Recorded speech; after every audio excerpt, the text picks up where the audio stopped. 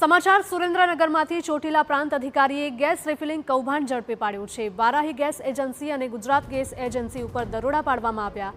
રેડમાં 261 LPG cylinder અને 17 oxygen bottle જપ્ત કરવામાં આવી। રહેણાંક મકાનમાં ઇલેક્ટ્રિક મીટરથી ગેરકાયદે ગેસ રિફિલિંગ કરવામાં આવતું હતું। 168 ભરેલા અને 93 ખાલી સિલિન્ડર ઝડપી પાડ્યા છે। રેડ દરમિયાન કુલ મુદ્દામાલ 15,33,000નો જપ્ત કરવામાં આવ્યો છે। પ્રાંત અધિકારીએ ગોડાઉન પણ સીલ કર્યું।